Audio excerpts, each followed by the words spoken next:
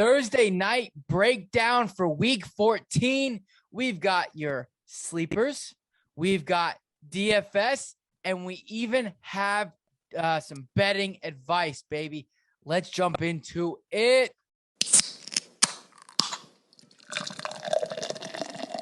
What is up, everybody? Welcome into the Fantasy Tap. My name is Michael, and this is John, and we've got week 14 Thursday night breakdown.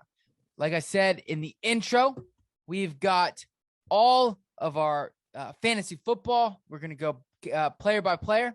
We've got DFS, and we're even going to be talking some bets. John, are you ready for this ish?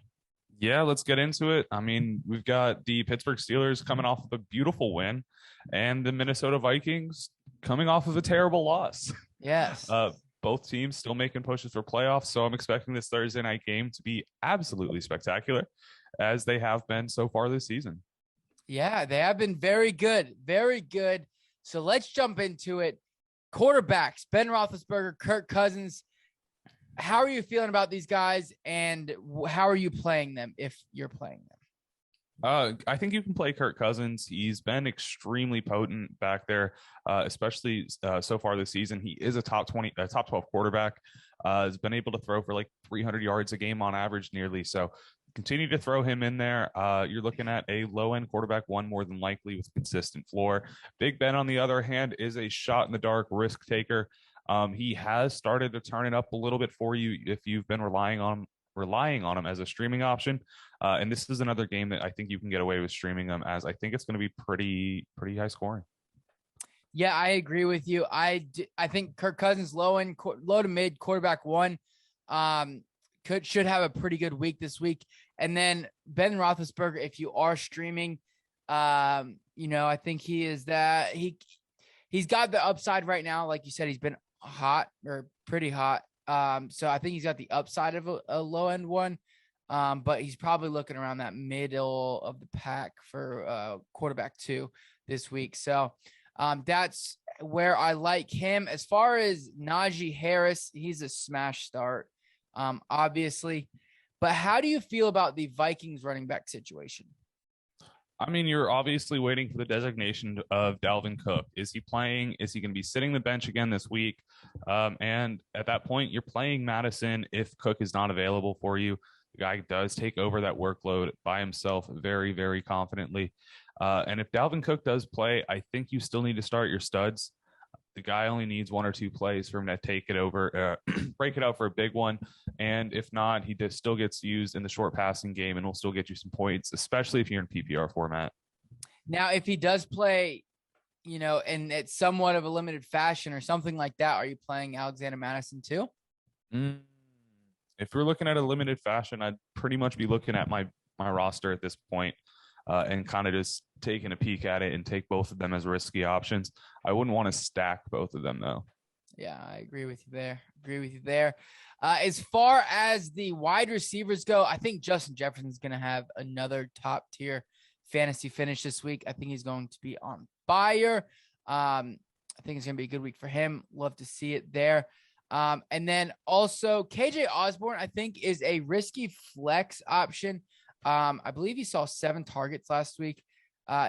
With Adam Thelin most likely out, he's going to, see some target share. Now, is he going to catch those and be relevant? That's the question. We've seen him have flexible weeks and good weeks throughout the season. So I think he's a risky flex option.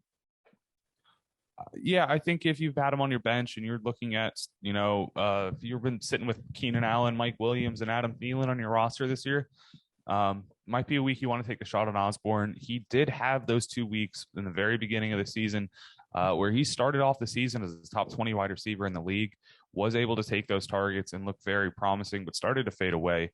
I think this is another opportunity for the young guy to start taking that step forward. He's in his second season. So, drafted right alongside Justin Jefferson.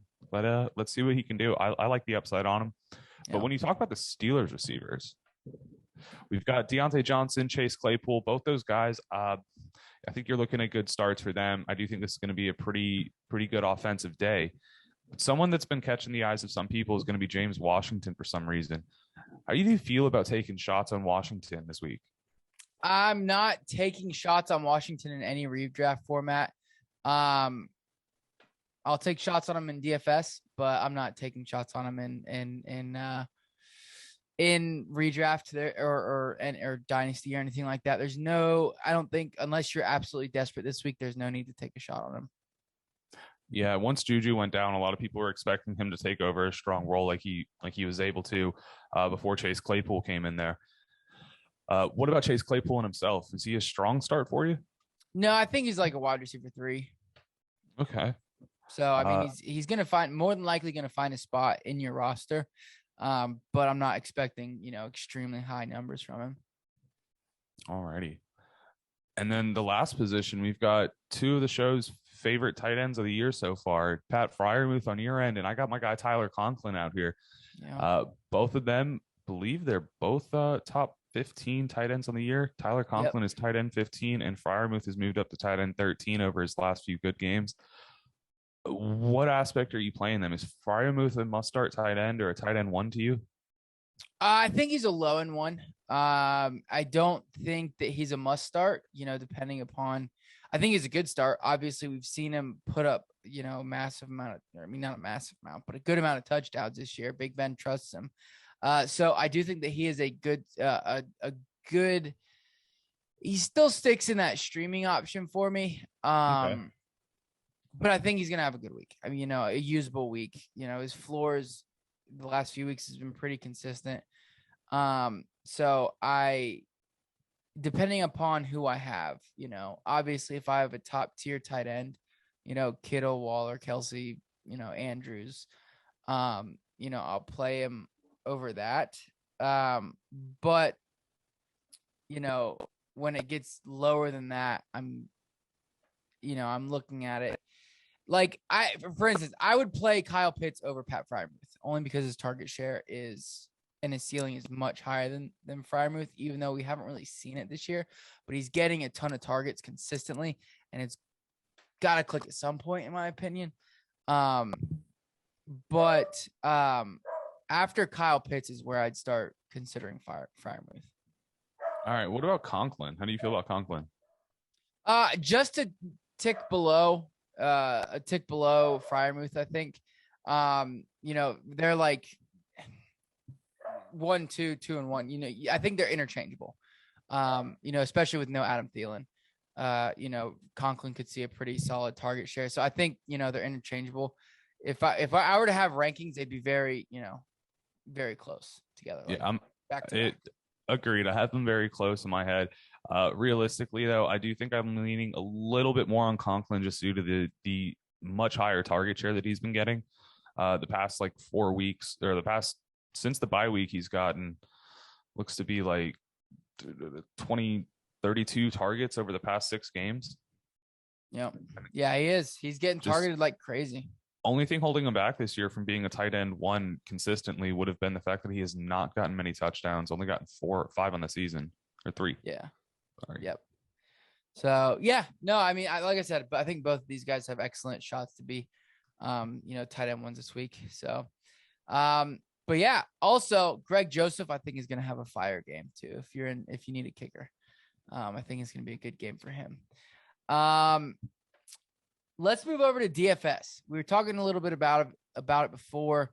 Setting your captain spot. John, who is your captain of this game? So, depending on how you're trying to build your roster, I think the guy that is the most obvious play at the captain spot, the one projected to get the most points this week, is going to be Justin Jefferson. But you're paying that premium price to making your captain, and he's also the highest, most expensive player that you can build a roster with right now. So he does kind of carry that with him. But we both did build a roster. And in mine, I actually have Najee Harris as my captain. I was able to save $2,500, and I'm also looking at someone that's going to be possibly a huge part of this offense this game. The Vikings have allowed the 29th, I apologize, are the 29th worst team against the rushing game this year so far. So we're going to be looking for Najee Harris to take advantage of that. And if not, man, can see games where he gets a lot of pass catching work. So excited for that. I'm trying to fit him into my roster at some point, and it'll probably change, to be honest. But right now I have Kirk Cousins as my captain. Honestly, and this might be like a crazy shot in the dark, and I'm gonna do it real quick to see how it works out. I know this is crazy, and maybe it's not. I don't know. Maybe it's not crazy. I'm thinking about putting Greg Joseph, the kicker, in as my captain. And then what are you expecting from Joseph to do that? I think in a dome, I don't know. I just have this nice hunch. He's been a pretty consistent kicker all year, playing in the dome, no elements, anything like that. Like we said, we think it's going to be a pretty high scoring game. I think the Minnesota offense is good enough to get into field goal range and then bog down a little bit. So I think he might have a couple, field goals on top of extra points. So, just, I don't know, just a weird hunch, weird feeling. So, but right now I have Kirk Cousins sitting in my captain spot. I'm pretty comfortable with that.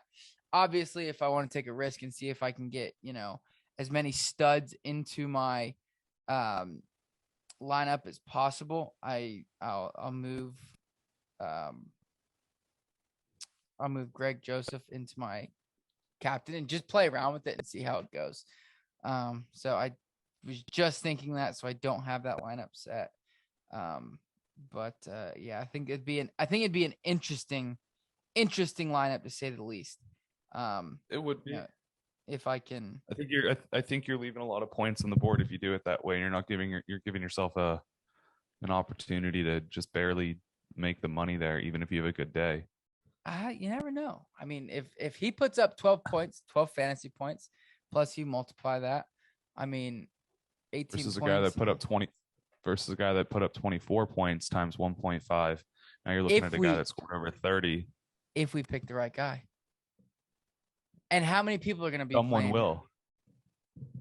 And someone will. If we're assuming we're talking a tournament style GPP where there's going to be multiple lineups. So realistically, though, you're looking at someone will play them. Maybe. Someone will pick the right guy that's going to be in that captain position. Maybe Greg Joseph is the right guy. It's possible. Saving a lot of money. Right now, I have Greg Joseph, Najee Harris, Justin Jefferson, Deontay Johnson, KJ Osborne. I still have $7,200. So, like I said, This is why I'm not on the DFS show, because I don't know anything about DFS. So I'm taking shots in the dark. But if I were to play anybody, I think Kirk Cousins is a pretty safe bet. I would think so. So, but now, as far as the betting side, currently Steelers are +3. Odds are 105 for that, minus 115 for the Vikings -3. John, you said earlier you're on the Steelers +3. I am the opposite. I am Vikings -3.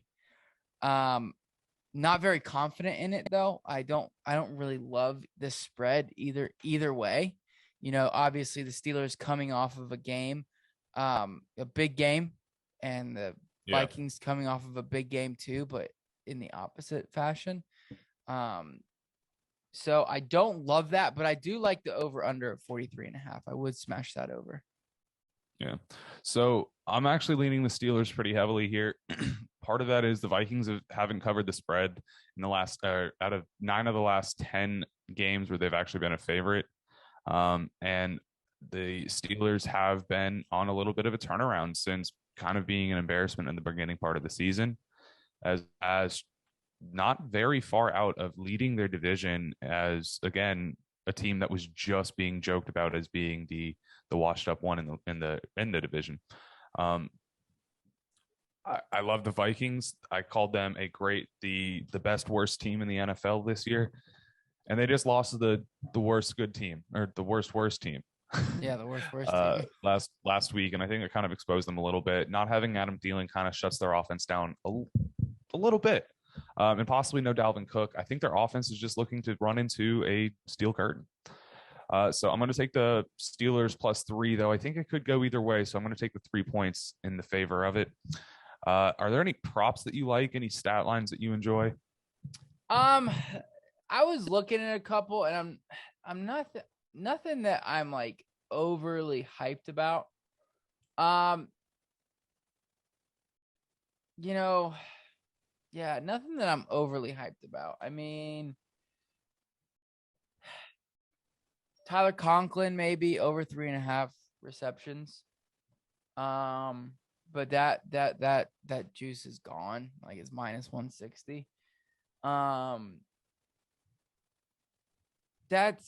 mean, I did think about Kirk Cousins plus or over 1.5 touchdowns, passing touchdowns. That's minus 120. I think he'll have two, at least. So I think that's a solid one. I like Kirk Cousins 22.5 completions this week. He's had over 23 completions over their last 9 games since when the Vikings are favored to win. And then I'm also a big fan of Pat Freiermuth anytime touchdown score. He has scored a touchdown in all 3 of the last Steelers road games, and has, with no Eric Ebron in there again this week, opens up a lot of opportunity for him. And then obviously with no Dalvin Cook, I really like Alexander Madison as an anytime touchdown scorer again. Has scored the past 2 games that he was able to take over the reins there. So going to keep that in mind too. And that one's sitting at minus 136. And then you can get the Pat Freiermuth anytime touchdown score at plus 190 right now. Pat Freiermuth, there you go. I like that. Yeah, I mean that's a lot of there's a lot of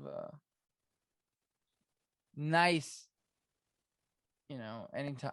I always love looking at the odds for the first touchdown score because it's just, so nice. That one's the scariest for me to ever bet on just because there's so many things. I've hit it once. But that was it. I put like 3 out there for a game and one of them hit. I think it was like Noah Fant. But yeah. So anyways, that's what we got. That is it. That is our Thursday night breakdown, baby. So yeah, I'm excited for it. Excited football is here. Week 14, start of week 14. That means 1 week until fantasy playoffs. If you haven't checked it out, go check out our 5 tips for to win your fantasy championship starting in the playoffs. So we got some playoff tips for you guys. So go check that out. Yes, sir. Make sure you guys are going to go win those championships. You may get in towards those last couple of weeks. Don't want these last 15 to 20 weeks have gone to complete waste and not gotten any money in your pocket. Now you're seeing your friend go into the store and getting some cool things and you don't get that money now. Yeah. Yeah. Go win your money. Go win your money. So, all right, guys, thanks so much for tuning in. We'll see you later. We will be doing our listener league update as well as DFS and all that other good stuff later on this week. All right, guys, thanks so much for tuning in. See you later. See ya.